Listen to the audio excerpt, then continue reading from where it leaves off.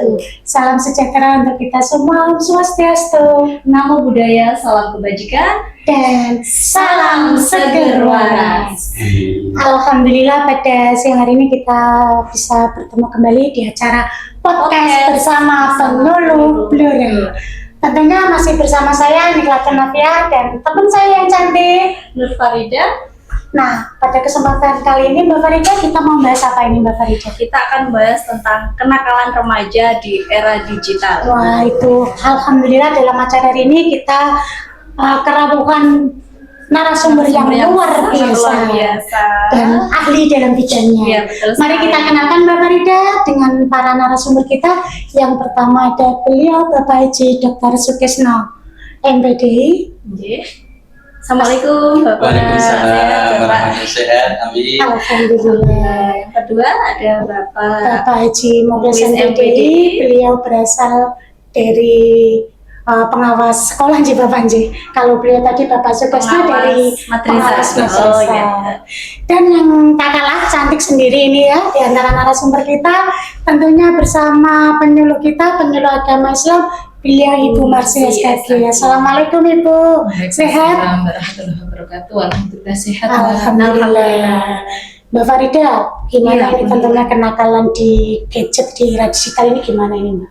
Marah sekali tentunya ya Mbak Farida ya. Sangat marak sekali kenakalan remaja saat ini. Nah, untuk itu kepada Bapak Sukesno ya Bapak nggih, dalam apa namanya konteks madrasah bentuk kenakalan remaja apa yang paling sering ditemukan saat ini Bapak? Terima kasih. Kami dari pengawas madrasah kalau saya sampaikan pada kesempatan yang sangat berbahagia ini di penyuluh Kementerian Agama Kabupaten Blora. Saya sampaikan pada forum ini bahwa dalam konteks madrasah untuk kenakalan remaja yang sering kita temukan bahwa di sana di madrasah itu sering muncul kenakalan remaja beda dengan kenakalan remaja pada masa lalu. Ya, jadi kalau pada masa lalu kita itu kenakalan remaja itu hanya pada mungkin kalau kita melihat tawuran, tawuran itu bolos sekolah. Betul. Itu antara lain itu bagian dari kenakalan remaja pada zaman dulu, pada zaman dulu. Tetapi kalau zaman sekarang ini beda kenakalannya. Jadi kenakalannya sudah bentuknya karena musimnya sudah zamannya sudah beda, yaitu zaman digital. Jadi anak membawa HP. Jadi yang dilihat oleh anak itu anak-anak sekarang itu, jadi kenakalan remajanya ada kecenderungan pada permainan judi online, gitu. Ada kenakalan remaja pada waktu itu namanya bullying. Jadi bullying karena melihat dari media sosial itu, jadi begitu. Jadi di sana hal itu ternyata lebih bahaya dibandingkan dengan kenakalan anak-anak yang zaman dulu. Zaman sekarang itu kalau namanya sudah bullying seperti itu, melihat di media sosial sehingga diterapkan, dipraktekkan anak-anak sehingga dibully, anak-anak sehingga sampai sakit dadanya karena itu adalah sesuatu yang sangat membahayakan pada kesempatan ini. Tidak hanya itu saja, zaman sekarang itu jadi kenakalan itu termasuk melihat apa itu namanya tayangan-tayangan di HP tersebut. Subhanallah. Jadi kenakalan anak itu sudah sampai melampaui batas. Jadi pada susilanya kegiatan-kegiatan yang demikian itu sehingga bisa membahayakan bagi anak-anak sekarang untuk masa depan anak itu seperti apa. Sehingga kami atas nama pengawas madrasah bisa memberikan gambaran kepada Bapak Ibu guru dalam pendampingan kami kepada madrasah itu bagaimana. Jadi bagaimana caranya anak-anak itu tidak sampai menggunakan fasilitas yang digunakan oleh anak-anak yang diberikan oleh orang tua itu, sehingga harus bisa menjaga. Harus ada pengontrolan. Harus ada pengontrolan, harus ada pendampingan. Betul. Jadi harus ada pendampingan mulai dari orang tua sampai Bapak Ibu guru. Sangat hati-hati. Jadi penyalahgunaan HP itu tolong pada waktu jam mengajar. Nah, jadi Bapak Ibu guru harus bisa membatasi itu semuanya. Antara lain itu kegiatan yang ada di madrasah, sehingga Bapak Ibu guru harus bisa mengendalikan itu semuanya demi keberlangsungan peserta didik atau anak masa depan. Gitu. Terima kasih. Jawabannya sangat luar biasa sekali Iya. Bapak. Disebut setan gepeng ini. Oh iya. Ya, itu namanya setan gepeng. Kecil tapi efeknya luar luar biasa. biasa. Pengaruhnya sangat besar. Bisa positif, Bisa negatif, negatif. tergantung pada orang, keimanan seseorang. Oke, betul sekali. Nah, kalau dari sudut pandang Bapak pengawas sekolah nih Bapak, kenakalan remaja apa yang sangat mengkhawatirkan saat ini menurut Bapak? Terima kasih. Kami dari pengawas PAIS juga menemukan beberapa hal kaitannya dengan kenakalan remaja apa yang sangat mengkhawatirkan. Pada dasarnya menurut kami atau saya selaku pengawas PAIS itu adalah semua kenakalan itu mengkhawatirkan.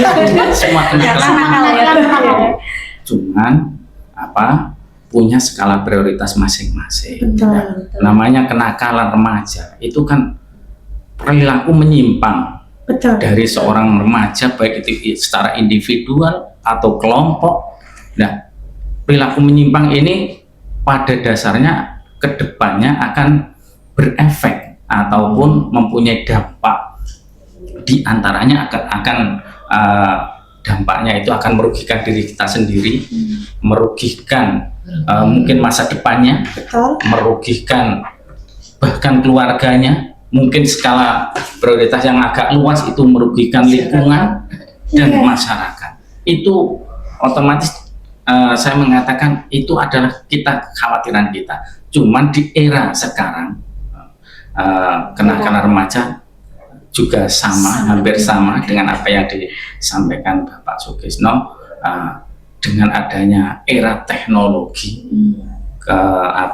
kenakalan yang dulunya bersifat konvensional itu sekarang sudah masuk digital. Nah, otomatis perubahan-perubahan ini akan mempengaruhi daya pikir anak ataupun masa transisi dari para pelajar itu sendiri, sehingga kalau yang memang krisis istilahnya krisis identitas karena pada masa peralihan di sini, maka seorang remaja itu akan memilih jalur yang salah, membuka-buka hal-hal yang kurang bagus, sehingga berdampak menjadi kenakalan remaja. Dari HP ini dulunya yang biasanya di masa lama itu kalau mau mengadakan kenakalan remaja itu ditempatkan tempat-tempat khusus, bisa dilokalisir, bisa diawasi. Kalau sudah menggunakan HP ini luar biasa sulit. Kelihatannya anak itu baik-baik saja, di rumah, duduk di kamar sendirian, tidak pernah komunikasi dengan orang tua. Ternyata di dalam kamar anak itu aktivitasnya judi online. Ini orang tua juga tidak tahu, keluarganya tidak tahu, dia ternyata pada akhirnya terus ada tagihan.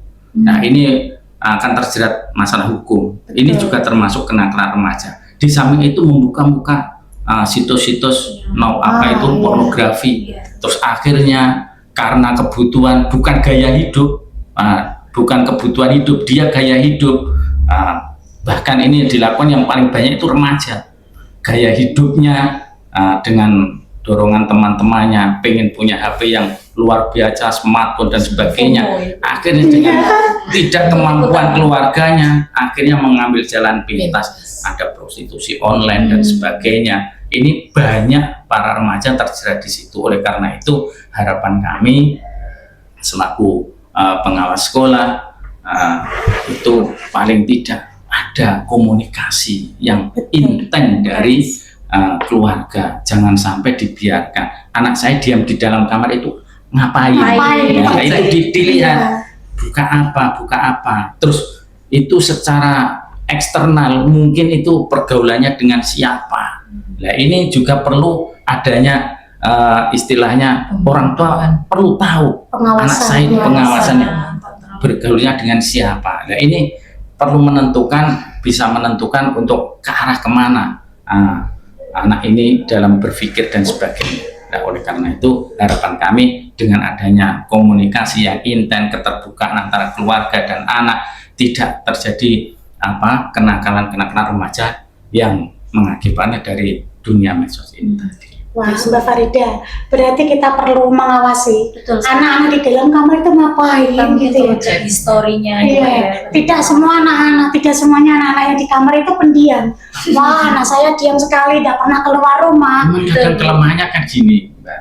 Kelemahannya itu orang tua kadang-kadang hanya membelikan HP yang disukai anak, tapi orang tua tidak mampu untuk mengontrol HP itu isinya apa.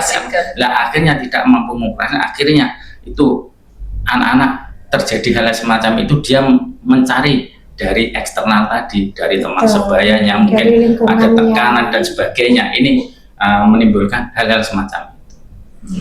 Oke, baik. Menurut segi dari pandangan dari penyuluh agama sendiri itu seperti apa, Bu? Penyuluh masuk ke dunia remaja yang dengan era gadget seperti ini. Ini terkait dengan keagamaan ya. Iya, betul. Akar masalah dari kenakalan remaja ini ya.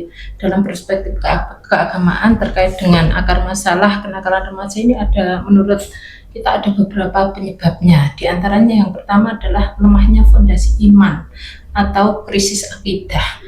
Bahwasanya ketika remaja itu imannya kurang kuat, mereka akan merasa bebas untuk berperilaku, melakukan apa saja.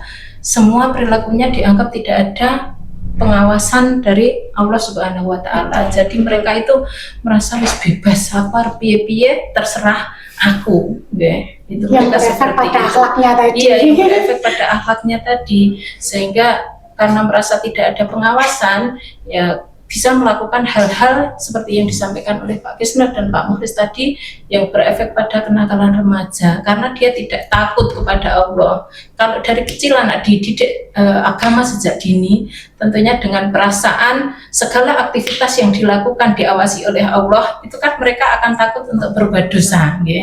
Kalau tidak kan mereka lepas kendali. Dan mereka tidak takut suatu saat nanti akan ada balasannya.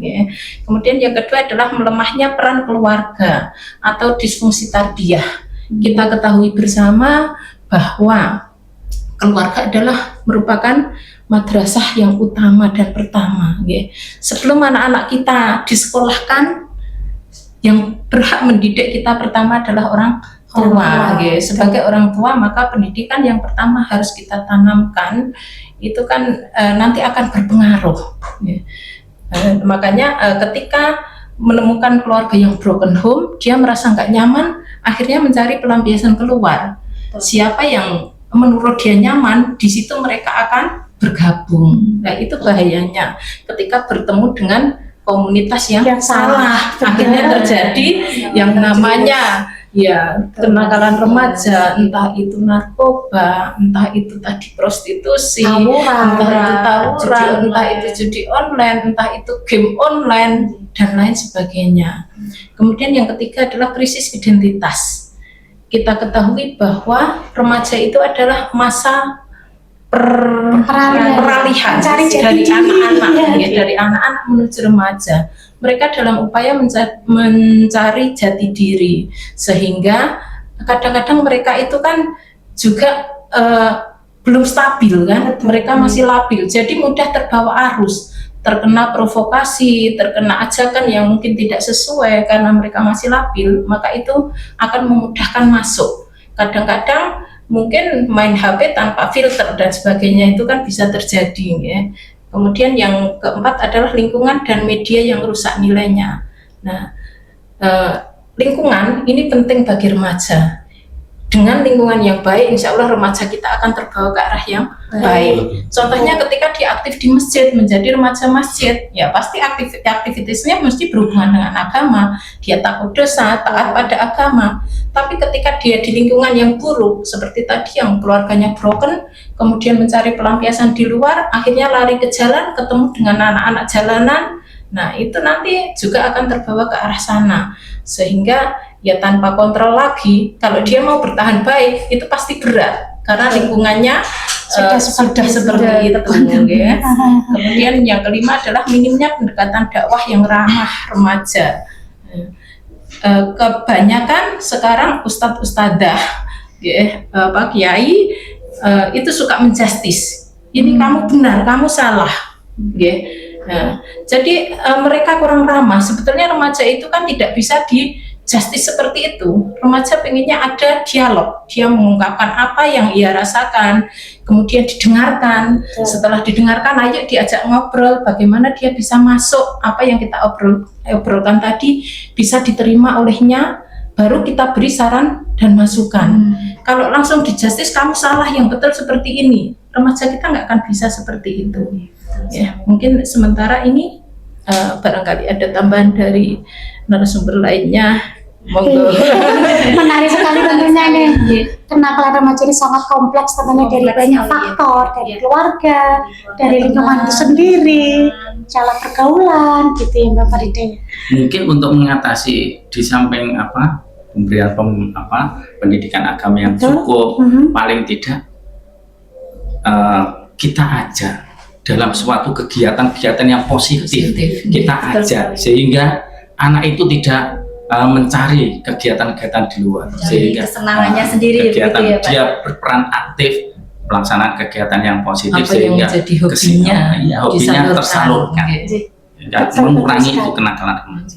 Selanjutnya untuk Bapak Sukisno, bagaimana peran pendidikan karakter dan juga nilai keislaman di madrasah agar bisa menekan angka kenakalan remaja? Di sini terima kasih kami sampaikan kepada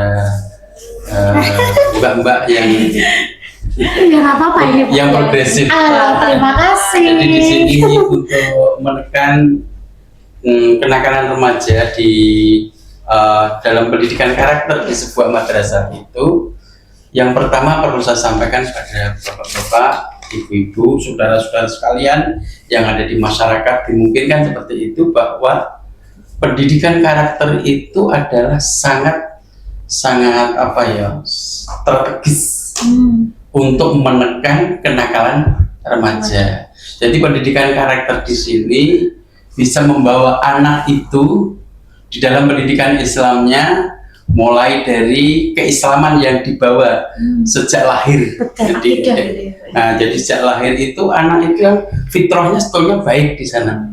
Maka dari itu kebaikan daripada anak tersebut ini penting bagi kita sekalian, bahwa sebaik apapun anak tersebut, ingat-ingat, jadi sebaik apapun anak itu, kalau lingkungannya tidak baik seperti yang telah sampaikan narasumber yang lain, akan menjadi tidak baik. Maka dari itu di madrasah, bapak, ibu guru, kepala madrasahnya, semuanya, jadi kami atas nama pengawas madrasah harus bisa memberikan sebuah stressing, sebuah penekanan, bahwa nomor satu, kepala madrasah, guru harus bisa menjadi uswah, bisa menjadi toladan. Toladan dari apa? Ucapannya, ini perkataannya, perilakunya.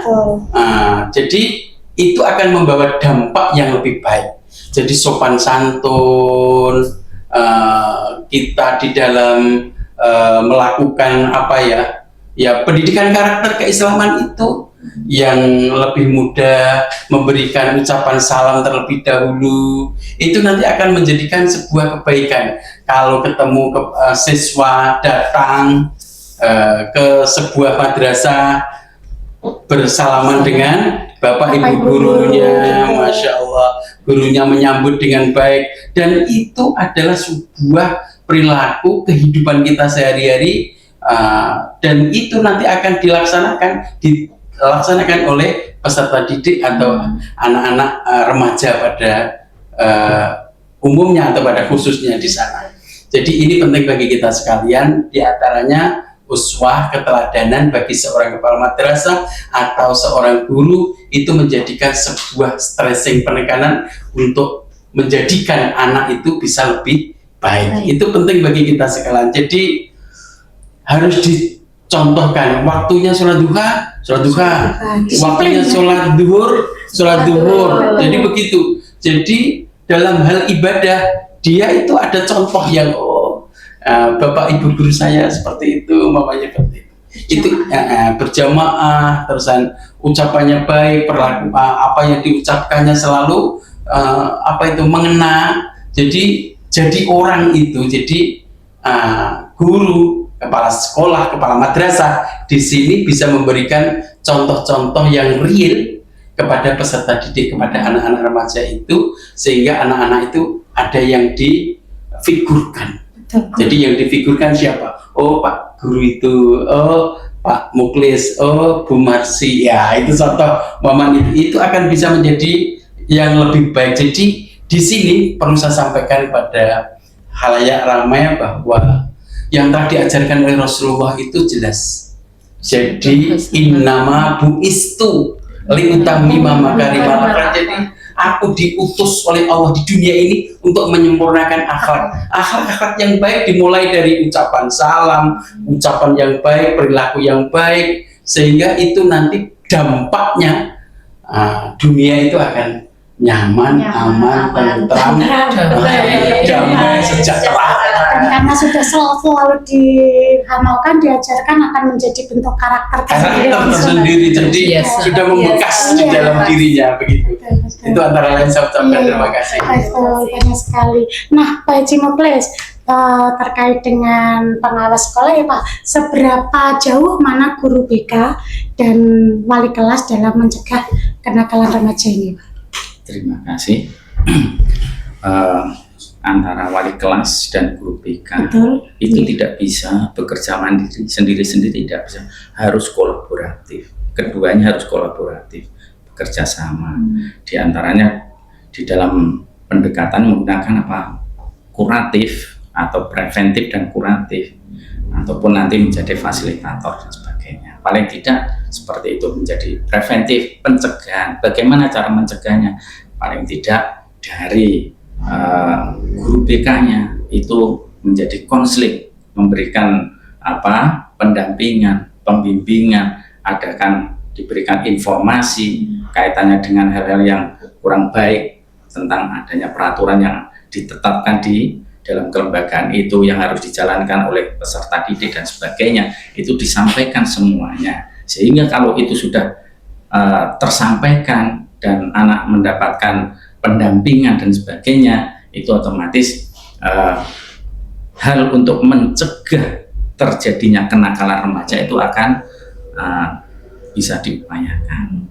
Di samping itu, bagaimana pertanyaan kalau anak itu sudah kena atau sudah melakukan atau sudah melanggar, ini harus diadakan kuratif atau preventif tadi, contoh kuratif atau penyembuhan, bagaimana pelayanan, ya otomatis diadakan bimbingan secara konseling, baik itu secara individual ataupun secara kelompok atau secara klasikal, bisa diadakan oleh guru BK-nya. Nah, karena guru BK ini membimbing secara psikologisnya, itu dibimbing sehingga anak itu betul-betul misalnya sudah melakukan, sudah dibimbing, terus dipanggil, secara individual dipanggil sendiri, diajak bicara hati ke hati, kenapa kok sampai melakukan ini, kenapa terjadi seperti ini. Nah, ini akhirnya anak akan terbuka, akan membuka diri, kesadaran, muncul kesadaran diri, sehingga akan memunculkan permasalahan, akar masalah yang sebenarnya.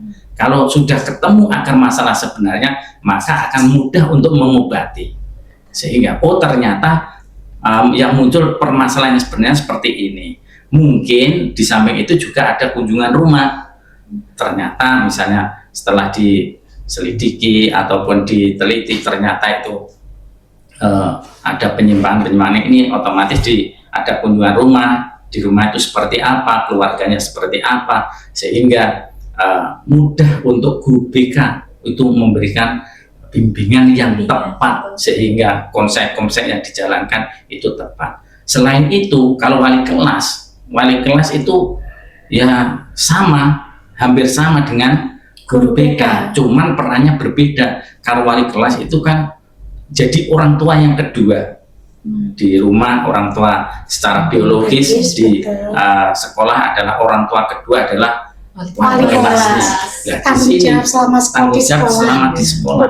Nah, otomatis wali kelas mempunyai tugas atau peran yang sama, mengawasi, memantau kedisiplinan anak 1 hari penuh, setiap harinya datang, menyiapkan bagaimana anak hadir atau terlambat, absensinya bagaimana sampai pulangnya, terus mengamati anak ini, misalnya anak ini ada gejala apa ada gejala kenakalan, ini bisa diantisipasi sejak dini oleh wali kelas itu.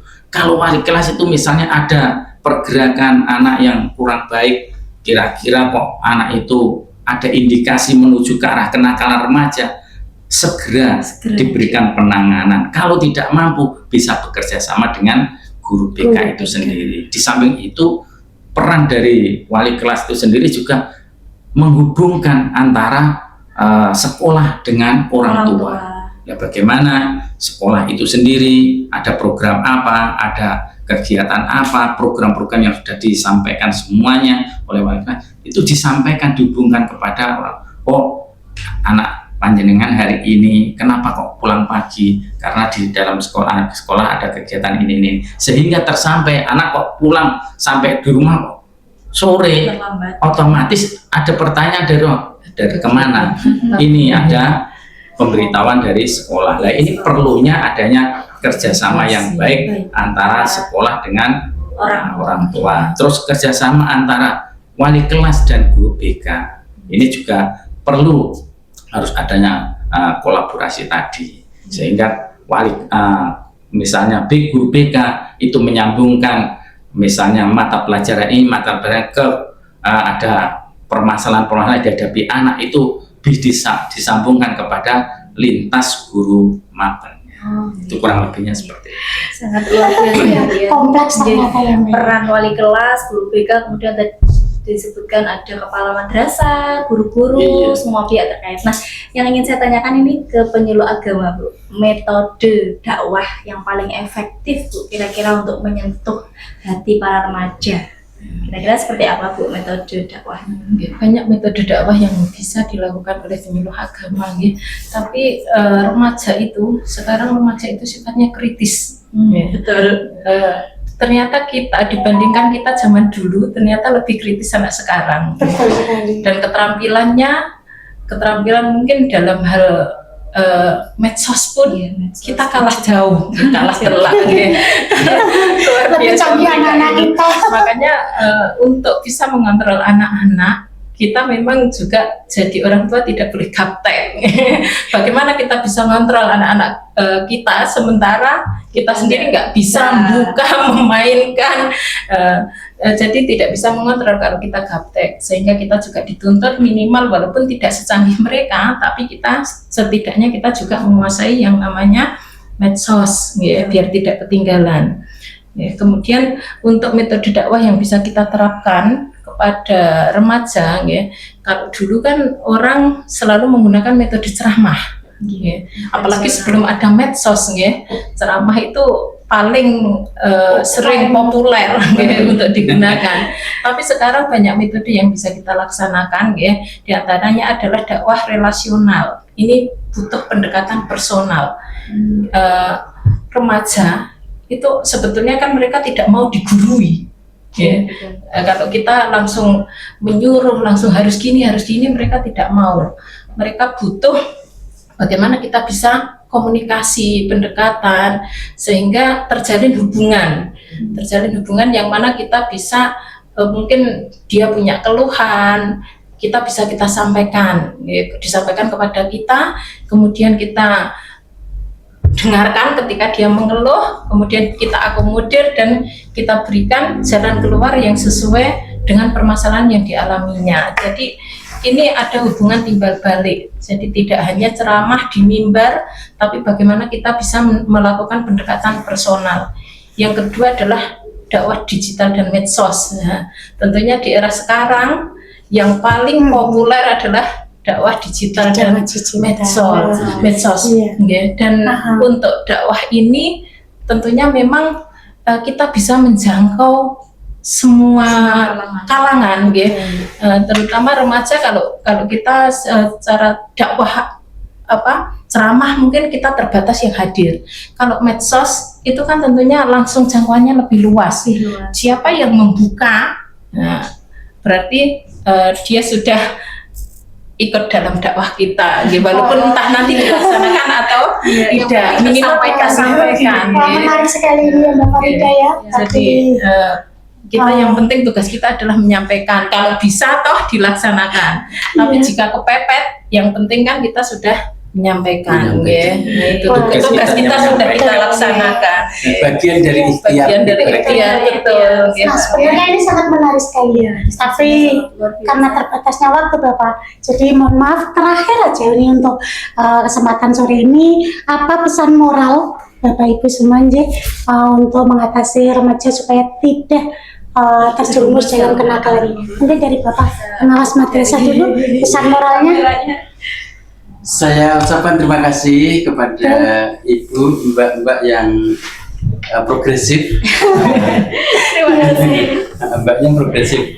Jadi di sini kami atas nama pengawas madrasah, saya sampaikan untuk mendampingi anak-anak sehingga anak-anak itu nanti tidak terjerumus dalam kenakalan remaja melalui medsos atau apa begitu. Kalau di madrasah kami mengharapkan harus ada kolaborasi antara kepala madrasah, guru di sini, semuanya dewan guru yang ada, yang pertama yaitu harus bisa menjadi uswah. Betul. Ini penting nomor 1 itu. Jadi begitu. Kalau dari kalau dari Bapak pengawas sekolah gimana Pak? Pesan moralnya? Terima kasih. Kalau dari kami pengawas sekolah, pesan kami tujukan kepada semua pihak, dari orang tua, dari masyarakat, dari guru pembimbing, semuanya. Pemuda adalah generasi masa depan yang akan melanjutkan estafet dari kepemimpinan yang lebih tua. Dan harapan kami mohon untuk dibimbing, diarahkan, kita kolaborasi baik itu dari guru, dari lingkungan keluarga, dari lingkungan masyarakat, ataupun semuanya yang berkaitan dengan pemuda. Marilah kita bimbing, kita arahkan, kita berinvestasi kepada remaja supaya ke depan bisa meniti karirnya, meniti jalur yang lebih baik untuk menata bangsa ini, menggantikan yang lebih tua. Oke. Kalau dari penyuluh sendiri seperti apa itu? Kami dari penyuluh agama berpesan untuk para remaja, terutama remaja Indonesia, untuk pesan saya, jadilah remaja yang berani bermimpi besar, berakhlakul karimah, dan tetap setia pada kebenaran. Masya Allah. Terima kasih kepada narasumber yang sangat luar biasa. Terima kasih atas kerawan panjenengan yang menyempatkan di sela-sela kesibukan panjenengan. Baik pemirsa semuanya, tiba saatnya di penghujung acara. Terakhir, saya akan sedikit berpantun. Ada ayam, ada itik. Ada burung, ada angsa. Jadilah remaja yang baik, insya Allah hidup aman sentosa. Amin. Terima kasih. Wassalamualaikum warahmatullahi wabarakatuh.